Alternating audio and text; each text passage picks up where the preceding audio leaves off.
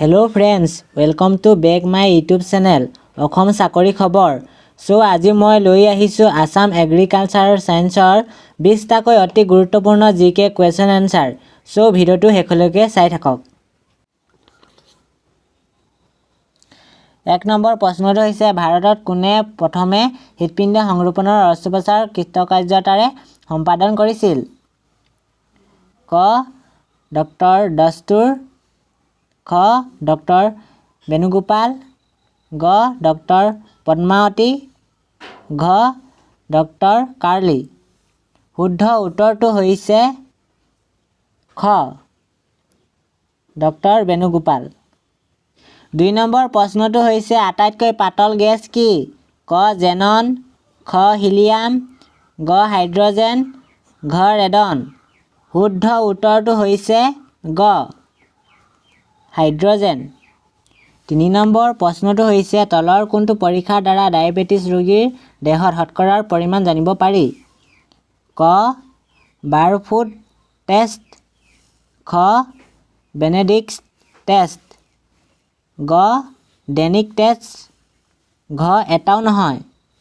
শুদ্ধ উত্তৰটো হৈছে খ বেনেডিক্ট টেষ্ট।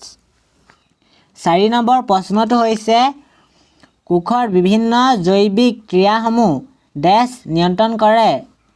ক কোষকেন্দ্ৰই, খ প্ৰ'ট'প্লাজমে, গ কোষ পৰশে, ঘ প্লাষ্টিডে। শুদ্ধ উত্তৰটো হৈছে ক কোষকেন্দ্ৰই। 5 নম্বৰ প্ৰশ্নটো হৈছে সূৰ্যত কোনবিধ গেছ পোৱা যায়? ক হাইড্ৰজেন, খ নাইট্ৰজেন, গ অক্সিজেন, ঘ কাৰ্বন ডাই অক্সাইড। শুদ্ধ উত্তৰটো হৈছে ক হাইড্ৰজেন। 6 নম্বৰ প্ৰশ্ন হৈছে মাখন আৰু ঘিউত কি পোৱা যায়? ক ভিটামিন বি আৰু চি, খ ভিটামিন ই আৰু কে, গ ভিটামিন এ আৰু ডি, ঘ এটাও নহয়। শুদ্ধ উত্তৰটো হৈছে ঘ এটাও নহয়। 7 নম্বৰ প্ৰশ্নটো হৈছে হেপাটাইটিছ ৰোগত সাধাৰণতে শৰীৰৰ কোনটো অংশ আক্ৰান্ত হয়? ক যকৃত, খ প্লীহা, গ বৃক্ক, ঘ হাঁওফাঁও। শুদ্ধ উত্তৰটো হৈছে ক যকৃত। 4 নম্বৰ প্ৰশ্নটো হৈছে মানুহৰ শৰীৰৰ ক্ষুদ্ৰতম হাড় কি?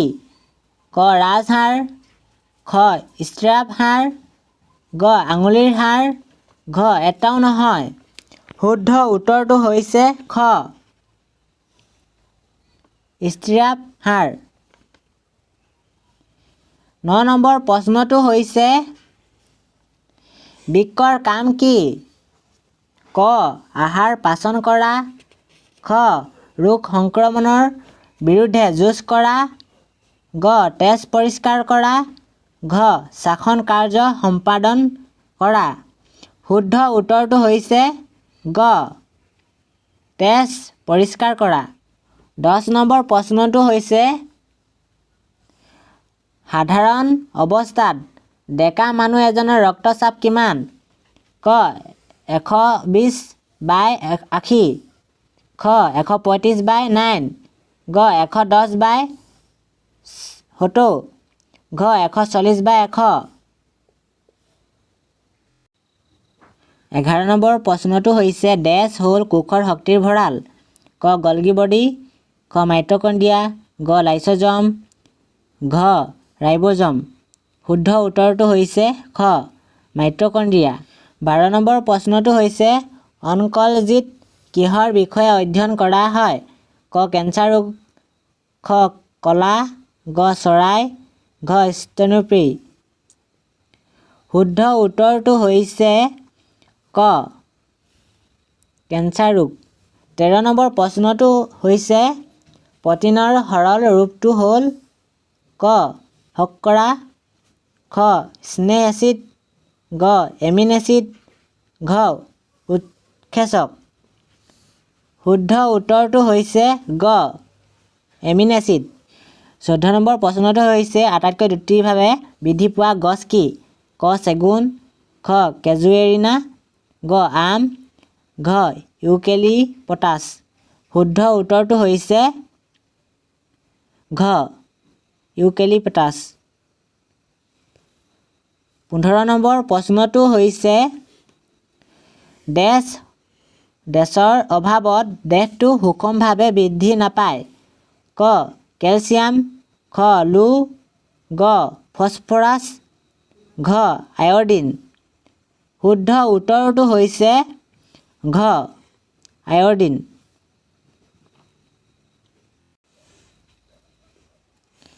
16 নম্বৰ প্ৰশ্নটো হৈছে চেলুল'জিত কিহৰ বিষয়ে অধ্যয়ন কৰা হয়? ক শুক্ৰ, খ মংগল, গ চেলিনিয়াম, ঘ চন্দ্ৰ। শুদ্ধ উত্তৰটো হৈছে ঘ চন্দ্ৰ।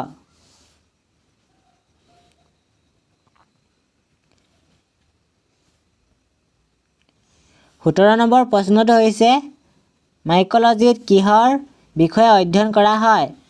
ক ভেক্টৰ, খ বেক্টেৰিয়া, গ হেলাই, ঘ এক্টিন মাইচেটিছ। শুদ্ধ উত্তৰটো হৈছে ক ভেঁকুৰ।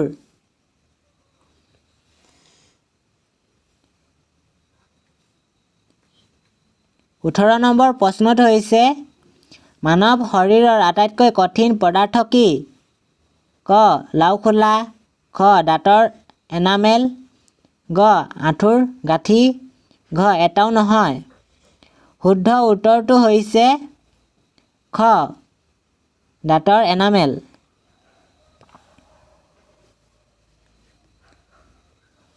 19 নম্বৰ প্ৰশ্নটো হৈছে ধঁপাতত থকা বিষাক্ত মৌলবিধৰ নাম কি?